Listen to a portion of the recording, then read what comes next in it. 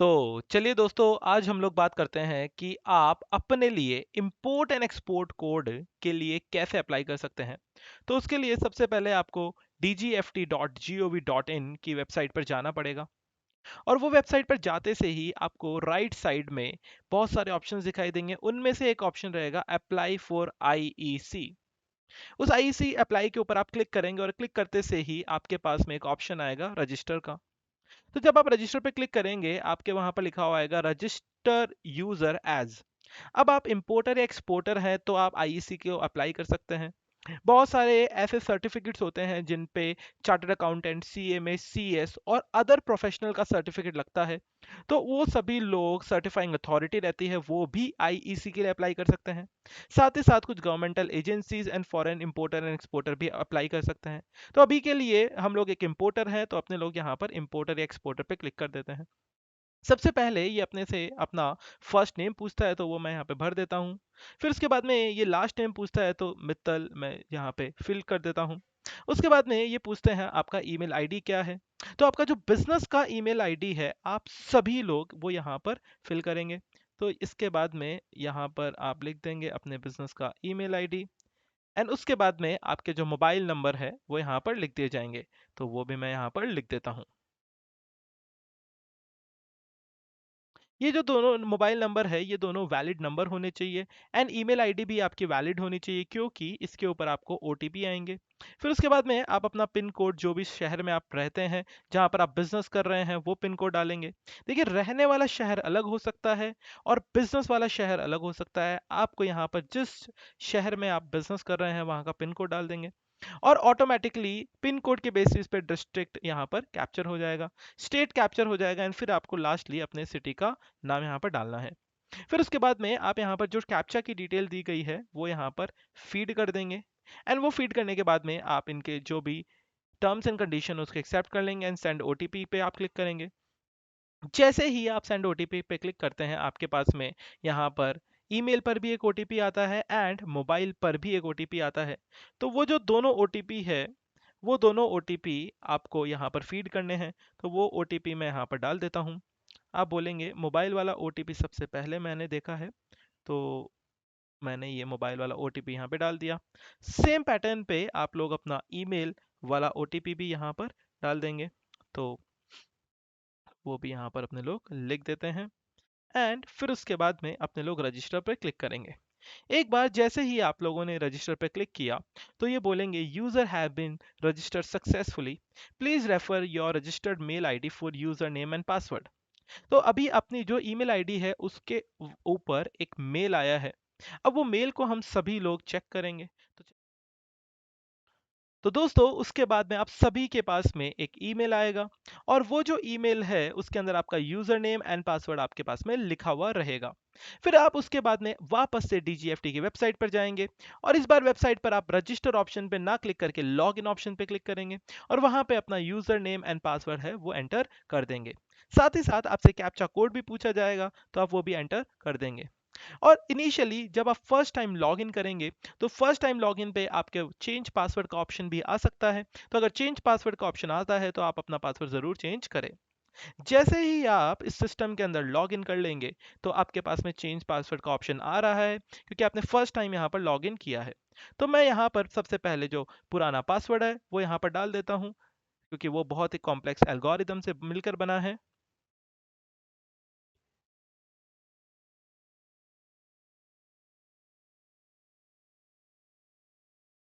And उसके बाद में मैं अपना नया पासवर्ड भी यहाँ पर डाल देता हूँ।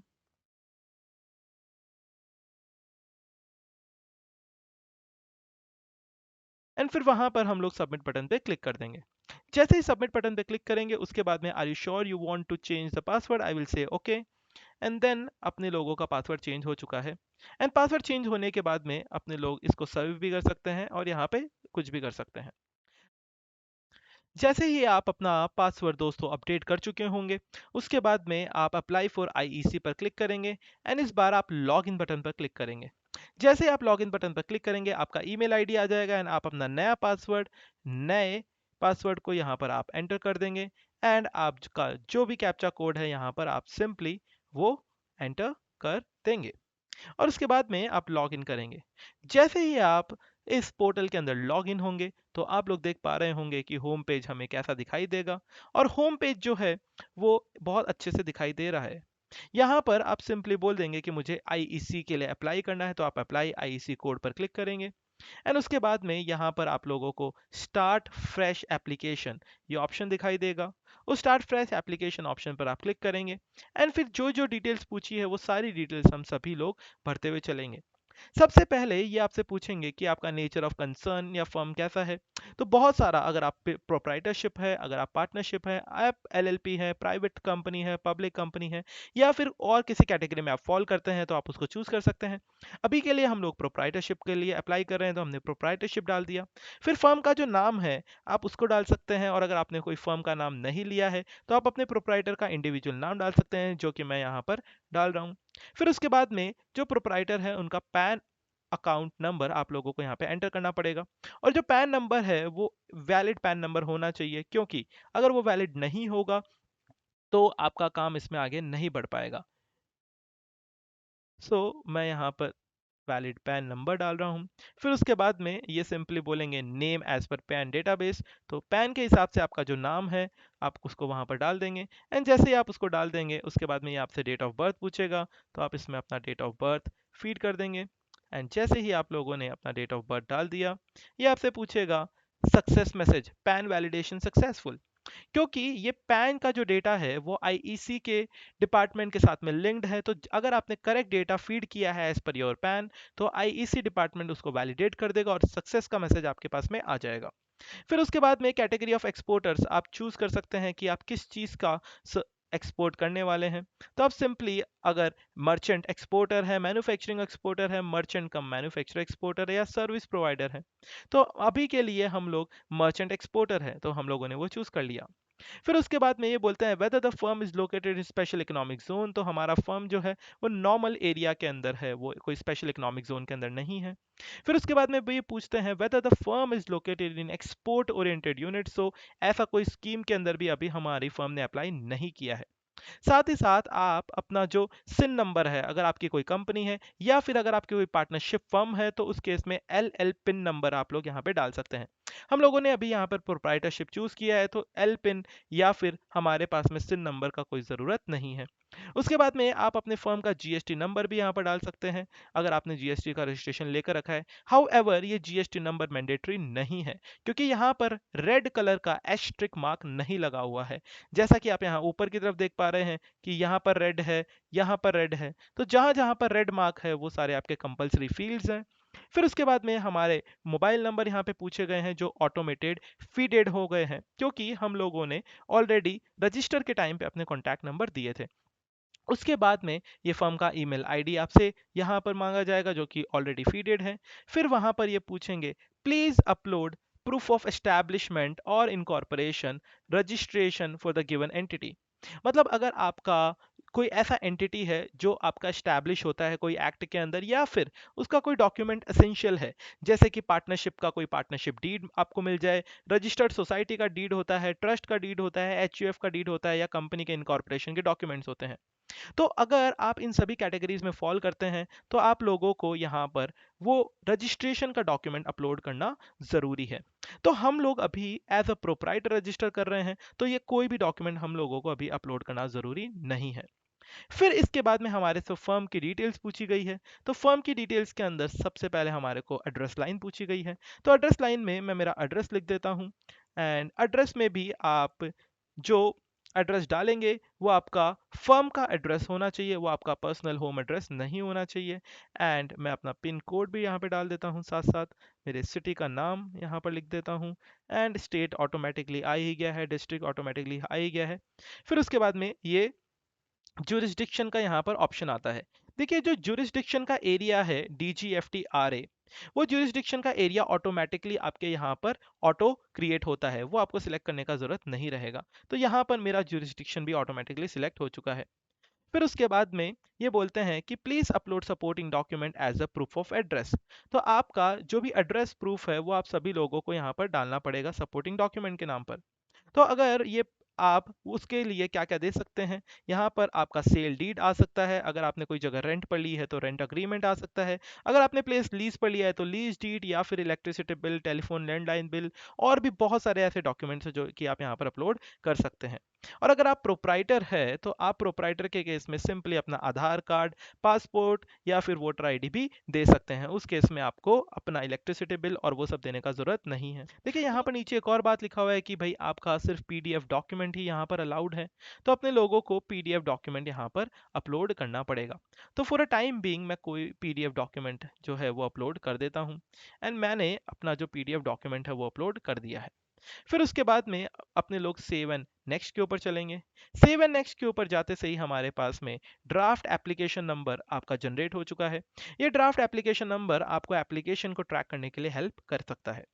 फिर उसके बाद में नेक्स्ट आप लोग चलेंगे details of proprietor, partner, director, कर्ता, मैनेजिंग ट्रस्टी। उसके अंदर दोस्तों उसके बाद में फिर आप डिन के ऊपर यहाँ पर क्लिक करेंगे। अब देखिए डिन जो है वो कंपनी के डायरेक्टर्स के लिए होता है और आप यहाँ पर प्रोप्राइटर का रजिस्ट्रेशन कर रहे हैं तो अपने लोगों को डिन का ज़रूरत यहाँ पर नहीं रहेगा। फिर आप उसके बाद में आपका नाम as per PAN database feed कर देंगे, आप अपना पैन नंबर फीड कर देंगे, आप अपना डेट ऑफ बर्थ फीड कर देंगे। उसके बाद में आपसे टाइटल पूछा जाएगा तो अगर आप मिस्टर हैं तो मिस्टर चूज़ कर लेंगे। फिर उसके बाद में आप अपना नाम यहाँ पर लिखेंगे जो कि आपका इंडिविजुअल नेम है। साथ ही साथ आपको अपने फादर का नाम भी पूछा जाएगा तो आप अपने फादर का नाम भी यहाँ पर लिख देंगे एंड वो नाम के बाद में आपसे एड्रेस लाइन पूछा जाएगा। तो ये जो एड्रेस लाइन है ये आपका खुद के घर का एड्रेस होगा जहाँ पर आप रहते हैं। फिर उसके बाद में एड्रेस लाइन सेकंड पूछा गया है, सिटी आपसे पूछा गया तो सिटी मैंने यहाँ पर फिल कर दिया है। सिटी के बाद में आप सभी लोगों से पिन कोड पूछा जाएगा एंड पिन कोड फीड करते से ही आपके पास में लास्ट जो डिटेल है वो आपसे मोबाइल नंबर की पूछी जाएगी और वो डिटेल फीड करते से ही आप अपडेट बटन पर क्लिक कर सकते हैं।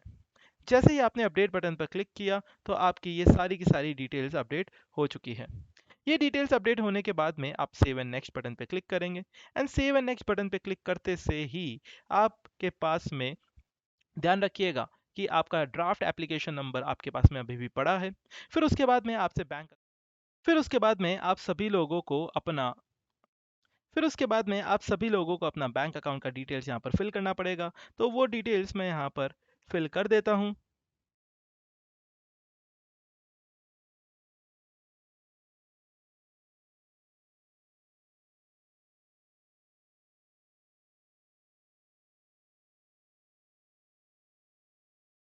वो डिटेल्स फिल करने के बाद में आप एक डॉक्यूमेंट जो है बैंक का कैंसल चेक या फिर बैंक सर्टिफिकेट यहाँ पर अपलोड कर सकते हैं ताकि बैंक की डिटेल्स आपकी वेरीफाई की जा सके। ये जो डॉक्यूमेंट है ये पीडीएफ फॉर्म के अंदर रहेगा एंड उसके बाद में आप सेव एंड नेक्स्ट बटन के ऊपर क्लिक कर देंगे। जैसे ही आप सेव एंड नेक्स्ट बटन के ऊपर क्लिक करेंगे आप सभी के पास में एक सक्सेस का मैसेज दिखाई देगा और वो हमेशा आपको बार बार में दिखाई दे रहा है। फिर आपकी अदर डिटेल्स जो है आप किस सेक्टर में ऑपरेट करना चाहेंगे, आप इंपोर्ट करना चाहेंगे, आप एक्सपोर्ट करना चाहेंगे या फिर आप अदर्स काम भी करना चाहेंगे। तो यहाँ पर हमारा जो बेसिक गोल है वो हमारा एक्सपोर्ट करने का है तो मैं एक्सपोर्ट को चूज़ कर लेता हूँ। अगर आप इंपोर्ट करना चाहते हैं तो आप इंपोर्ट को भी चूज़ कर सकते हैं। फिर उसको करने के बाद में ये बोलता है एक्सपोर्ट आप किस चीज़ में करना चाहेंगे। देखिए एरर्स जो है वो आपके लिए बहुत हेल्पफुल हैं ताकि आपको ये पता चल सके कि गलती कहाँ पर हो रही है, उसको कहाँ पर सुधार करना है। तो उसमें आप एक्सपोर्ट ऑफ गुड्स करना चाहते हैं या एक्सपोर्ट ऑफ सर्विसेज करना चाहते हैं तो मैंने एक्सपोर्ट ऑफ गुड्स चूज़ कर लिया है। एक्सपोर्ट्स ऑफ गुड्स के अंदर कौन सी कैटेगरी के गुड्स आप लोग बेचना चाहते हैं तो मैं यहाँ पर स्पोर्ट्स गुड्स को इंडिया से बाहर एक्सपोर्ट करने वाला हूँ तो एक्सपोर्ट गुड्स को मैंने चूज़ कर लिया है। फिर उसके बाद में सेव एंड कंटिन्यू बटन पे क्लिक करके सक्सेस का मैसेज अपने पास अगेन आ गया है एंड इसके बाद में एक डिक्लेरेशन है जिसके अंदर लिखा हुआ है कि आप जितने भी रूल्स रेगुलेशंस एंड जितने भी कायदे कानून हैं उन सभी को आप लोग अडहर करेंगे एंड मानेंगे एंड उन सभी को मानने के लिए आप इस चेक बॉक्स पर टिक कर देंगे और जो आपका प्लेस है जहाँ पर आप ये फॉर्म भर रहे हैं वहाँ का नाम लिख देंगे। उस नाम को लिखने के बाद में आप सेव एंड नेक्स्ट बटन पे क्लिक कर देंगे। जैसे ही आप सेव एंड नेक्स्ट बटन पे क्लिक करेंगे तो आपके सामने आपका पूरा का पूरा एप्लीकेशन फॉर्म एक बार में यहाँ पर दिखाई दे देगा जिसके अंदर सारी की सारी डिटेल्स आपकी लिखी हुई रहेगी जैसी जैसी आप लोगों ने फीड की है। साथ ही साथ आप उस एप्लीकेशन का प्रीव्यू भी ले सकते हैं। तो प्रीव्यू के नाम पर आपको एक पूरा का पूरा डॉक्यूमेंट दिखाई देगा पीडीएफ में। आप उसको प्रिंट कर कर चेक भी कर सकते हैं कि आपकी सारी डिटेल्स सही है और सही होने के साथ साथ आप अप्लाई करने के लिए तैयार हैं। तो आपने फिर उसके बाद में आपके पास में देखिए यहाँ पर एक साइन का ऑप्शन आएगा। उस साइन के ऑप्शन पर आप क्लिक करेंगे तो ये लिखा हुआ आएगा, once sign you will not be able to edit the application, are you sure you want to sign the application, आप बोल देंगे ओके। एंड उसके बाद में आपके पास में दो ऑप्शन रहेंगे, Aadhaar e sign and digital signature certificate. देखिए डिजिटल सिग्नेचर सर्टिफिकेट जो भी कंपनीज होती है, पार्टनरशिप फर्म्स होती है, कई बार इंडिविजुअल्स के पास में भी होता है, बट जिन लोगों के पास में डीएससी नहीं है वो अपना आधार ई साइन कर सकते हैं। अब आधार ई साइन क्या होता है, अगर आप लोगों का पैन नंबर आधार से लिंक्ड है एंड उसके साथ साथ आपके आधार के अंदर जो नाम है वही नाम पैन के अंदर भी है और आपका मोबाइल नंबर भी इन दोनों से लिंक्ड है, तो आप आधार ई साइन के थ्रू अपना काम कर सकते हैं। बहुत बार क्या होता है कि आपका डेट ऑफ बर्थ या फिर जो नाम है वो मिसमैच रहता है, अगर वैसा मिसमैच है तो आपका आधार ई साइन काम नहीं करेगा। और अगर वो मिसमैच नहीं है और आपको लगता है कि कुछ और प्रॉब्लम आ रहा है तो आप अपने आस पड़ोस के ई मित्र के पास में जाकर उसको करेक्ट करवा सकते हैं। तो आप अपने आधार ई साइन पर क्लिक करेंगे एंड प्रोसीड पर क्लिक कर देंगे। जैसे ही आप प्रोसीड पर क्लिक करेंगे तो आपके पास में एक और टर्म्स एंड कंडीशन का इश्यू आएगा एंड उसको आप सिलेक्ट करके कंटिन्यू बटन पे क्लिक कर देंगे। उसके बाद में आप अपना आधार नंबर यहाँ पर डाल देंगे एंड अपना ओटीपी डाल देंगे। जैसे ही आप अपना आधार नंबर एंड ओटीपी डालेंगे तो आपके पास में डिटेल्स आ जाएगी और फिर उसके बाद में आप सभी के पास में एक पेमेंट गेटवे खुलेगा जहां पर आपको 500 रुपीज़ का पेमेंट करना पड़ेगा। तो मैं अपनी डिटेल्स यहाँ पर फीड कर देता हूँ आधार की।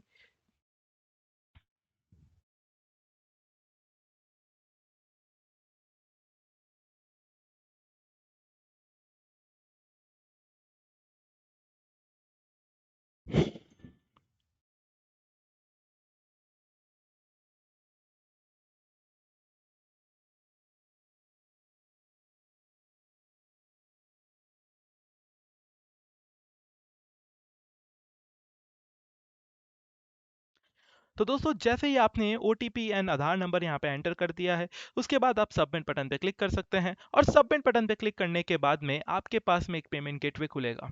वो पेमेंट गेटवे पर आप जो भी आईईसी का फीस है रजिस्ट्रेशन के लिए, जो कि अभी करंट में 500 रुपीज़ है, आप उसके लिए अप्लाई कर देंगे एंड जैसे ही पेमेंट हो जाएगा तो आपके पास में एक ट्रैकिंग नंबर आएगा। वो ट्रैकिंग नंबर को आप यूज़ कर सकते हैं सारे स्टेटस को ट्रैक करने के लिए कि आपका आईईसी अभी तक अप्रूव हुआ या नहीं हुआ है। तो दोस्तों आई थिंक कि आप सभी लोगों को ये वीडियो पसंद आया होगा। अगर आपको ये पसंद आया है तो डेफिनेटली इसको लाइक कीजिएगा एंड जैसे ही आप सभी का आईसी अप्लाई हो जाए मुझे कमेंट सेक्शन में ज़रूर बताइएगा। तो see you next time, till then bye bye.